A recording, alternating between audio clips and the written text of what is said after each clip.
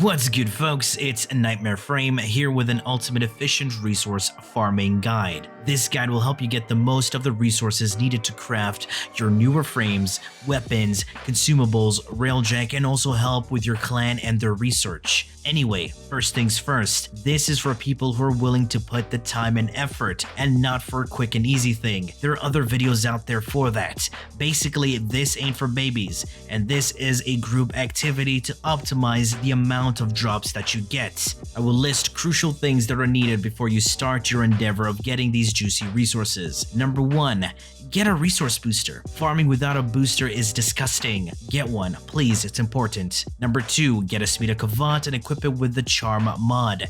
Very important for resource farming. Number 3. Have one of these Warframes, Necros, Korra, Ivara, Nova, and sometimes Loki. And no, Hydroid is bad for this. Absolutely bad. Forget he exists. Trust me. Number 4. Have access to these maps: Oricon Derelict Defense, Ani in the Void, Titan on Saturn, Ophelia in Uranus, along with Oasis and Akkad on Eris. Number 5. This is only if you're playing Ivara or Korra, then you must have Arcane Energize. This is all about efficiency, 100% needed. Now, what do these frames actually do and why are they needed? Korra is used to damage and give extra loot. Her Pilfering Strangle Dome augment for the 65% chance to get bonus loot, which does not scale with power. You don't have to kill for this augment to take effect, but for farming, you need to do all the killing, as her Strangle Dome chops up enemy bodies, which benefits your Necros. And of course, the Necros using his Desecrate with his Despoil augment, as he desecrates body parts for that 40% extra chance to gain loot. Despoil will have you drain health instead of energy, and when farming for resources, health orbs will be abundant. Ivara will utilize her Prowl with no augment. When in Prowl, you pickpocket enemies with 100% chance for the extra loot. The higher your duration, the faster you pickpocket. And yes, min-maxing your build is crucial for efficient resource farming. So you need to balance your range, power strength, while maintaining maximum duration. If you go under 100% power strength, you lose your bonus loot chance. Nova will be using her Molecular Prime with negative power strength to speed up enemies to get to the objective faster. Loki will be used on low-level areas to disarm ranged enemies and have them go into melee mode, so they move to the objective and get ensnared by Korra's Strangle Dome.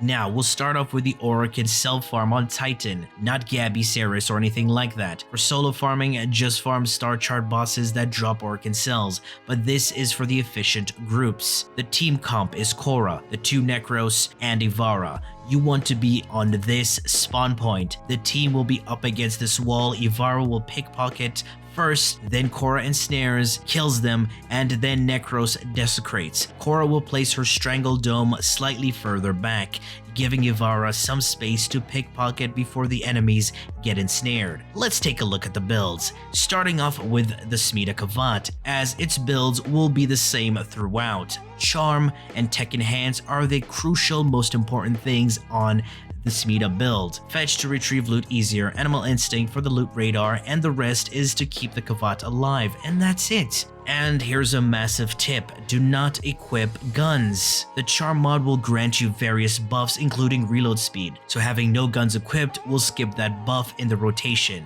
Now, the Ivara. Corrosive Projection in the aura. This is an important aura for the armor strip. Duration at 306%, giving her 0.82 seconds of steal time while in Prowl. 214% range for the pickpocket, and a rank 7 blind rage to counteract the negative power strength, as you do not want to go under 100%. Efficiency doesn't matter, as you'll be getting more than enough energy from pickups. Checking out the Korra, Corrosive Projection in the aura as well. Power strength at 282% with the use of Blind Rage, Augur Secrets, Power Drift, and Umbral Intensify. You want to get as close to 300% power strength, 160% range to get an 8-meter dome with a grab radius of 16 meters, and the Pilfering Strangle Dome augment for the bonus loot. And we balance out the duration and of course running Arcane Energize. As soon as you recast your 4, you want to go back and stand next to the Avara. And the Necros build is quite simple: health, range, utility with the Despoil augment. Also using Arcane Pulse to replenish your health on health orb pickups. Very easy to mod and only requires 1 forma. Run this mission for 5 to 10 minutes and you're good to go. You can even stay longer if you want.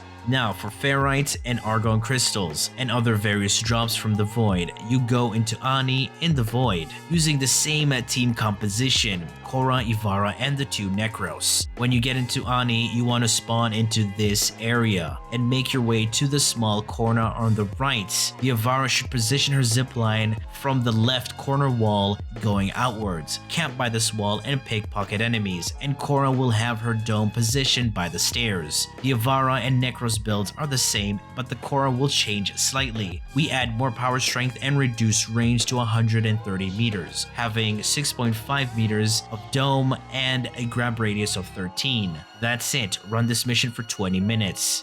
Now for the most efficient Polymer Bundle farm, and you can also earn Tellurium and even a lucky condition overload, and that's on Ophelia in Uranus. The same team composition yet again, but you need a specific spot for this farm. This area does look familiar as you see it in Sanctuary Onslaught, but we're gonna make our way down here into this hole, finding random holes in Uranus.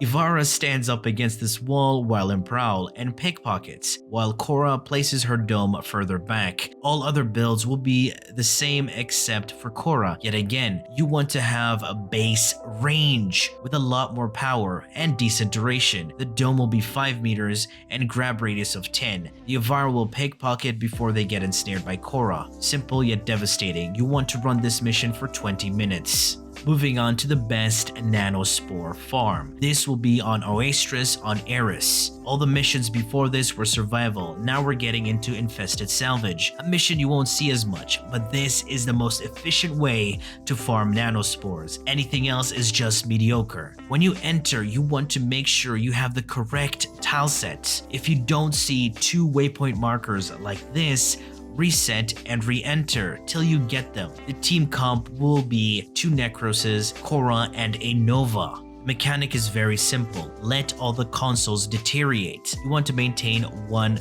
console only, and that's console A. And when it drops to 50%, replenish it and leave B and C to die. Try and recharge your A, keep it topped up. The more it's at a high charge, the more time you have to kill and loot. You don't want to activate anything else. When the decryption progress hits 90%, let A drop to 5%. Once it hits 5%, put 2 to 3 charges and let it build up gradually, and do not let it decay any further. Korra will put her domes on each opposite side for better control. The Korra and Necros builds will be the same as build 1. The Korra will be using build 1 and the Necros is just the same. And the Nova is the go-to Speedva build. Power donation in the aura, smack her with as much duration as possible, and run overextended to kill her power strength so that she can speed the enemies even more. This allows for the enemies to get to the objective faster so they can be killed. And that's all you need.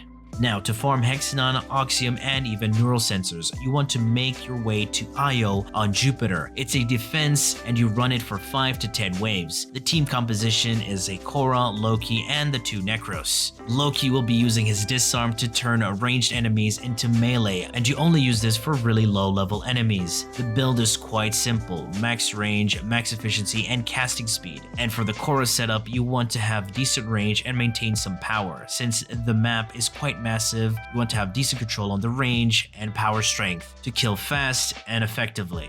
Very easy.